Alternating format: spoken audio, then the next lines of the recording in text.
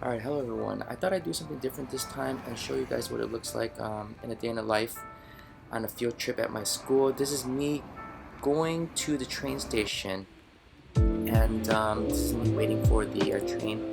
This is about maybe 8 a.m. and people are going to work and it gets really busy, and I have to go through the city to get to the school, and we're going to meet at the station near the school. And today I thought I'd show you guys something a little different, and I recorded this all on my phone. I didn't have my camera with me, so I couldn't stand around and vlog because that would take too much time, and plus I'm at work and I'm working, so I just recorded a few clips throughout the day. So this is Osaka Station, and I had to transfer, and in the morning it's quite busy. And here we have a stand that's fully stocked with food, with strawberry and fruit sandwiches with these cream puffs, and I'm on my way to the other train. So we don't really have many field trips. I think at my old school we would have one every month. This is all the kids and bringing them on the train. We took the train. My old school we had school buses, but this school seems to just use the train, which is a lot cheaper. So we just got to Kayukan Aquarium in Osaka, and they gave us some special access, and not to the main area because there's a huge escalator when you come to the entrance, and we kind of acted with all the kids.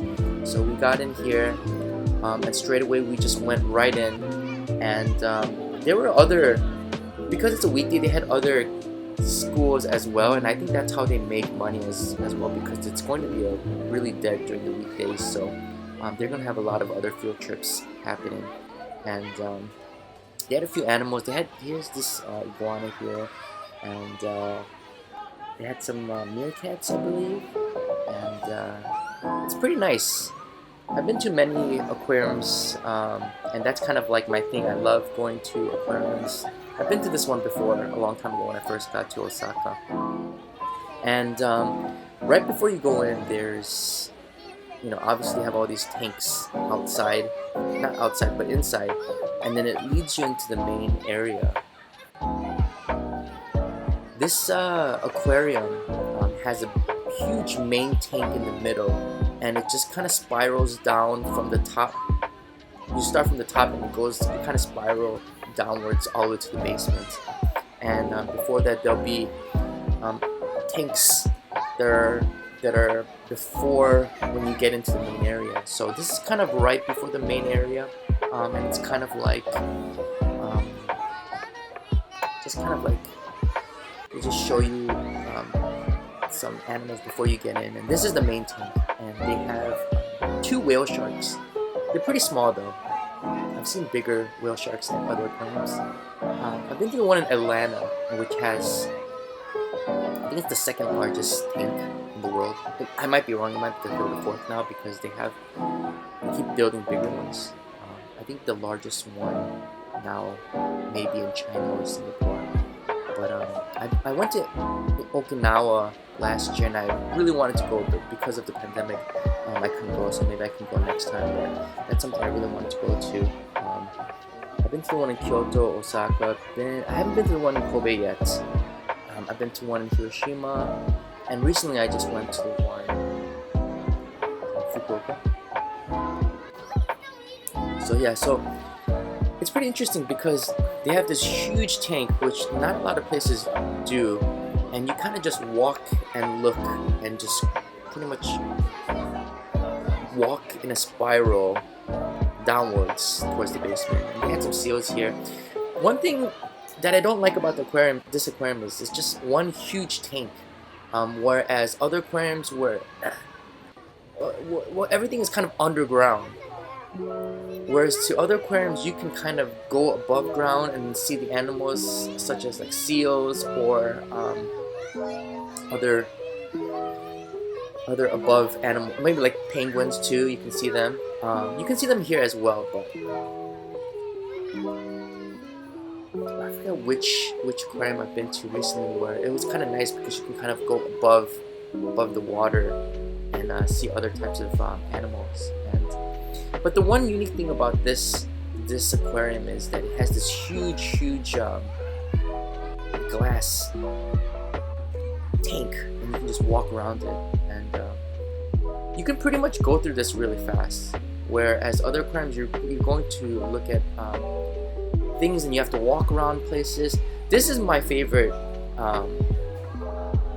area, I guess. This is the jellyfish area, but we just kind of walked right through it. I think because we took so much time in the beginning that the main teacher, she wanted us to just go through it because it was lunchtime soon. But jellyfish are my favorite exhibit, and then they have like this really cool exhibit. You can't really see right here too. They have there's a mirror on top, and you can kind of see these jellyfish, and then we kind of just walked out, and that was pretty much it.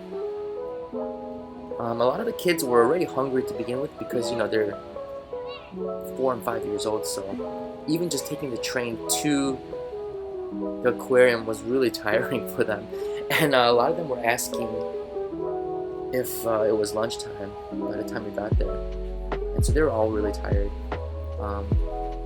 One boy was actually crying because he was so tired and he couldn't walk anymore. But it was just it was really a light walk. We didn't even do that much, but he's a really small kid. Here's some penguins. Here you can touch these manta rays and stingrays. You can touch them, and not a lot of people we didn't do it, but you know, on the weekends it's probably really busy. And here you can just wash your hands after you're finished. Very clean, this aquarium.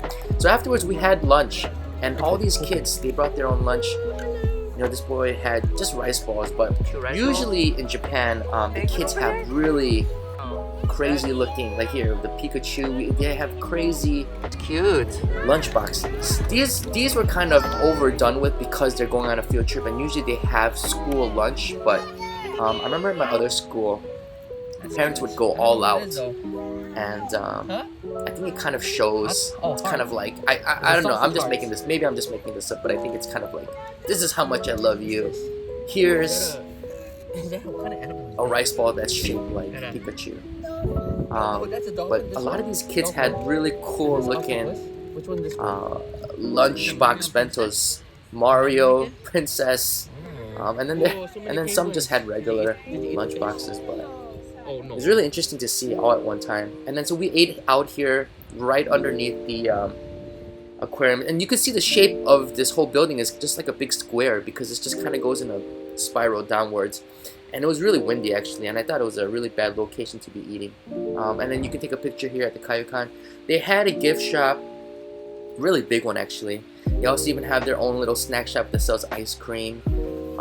This aquarium is inside of like kind of like a tourist attraction. They have a huge Ferris wheel next door. They have stores. They have Legoland next door.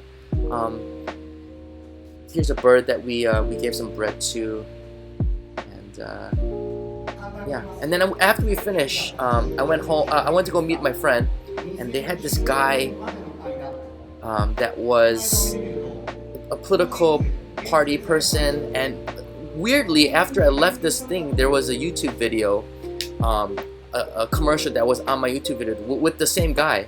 And then this is at the Kyobashi station. This KFC had a long line, and in this place they had a book off as well. We're gonna go back here, and I'll probably make a video in the future. I didn't know this place existed. They had a bunch of restaurants there, and it's a really popular transfer for people to come in and out of the city. So there's a lot of restaurants there, and I think it's just newly built. And I checked out this book off while I waited for my friend, and then so I went to go meet my friend at this Mexican restaurant that's really good. They've kind of downsized on their food, and like these tacos were really expensive. It was like $10 for these 5 tacos. It was really not enough, but that was it. I hope you enjoyed this video, and yeah, thank you for watching. If you have any comments, please leave it down below, and thank you very much. See you later. Goodbye.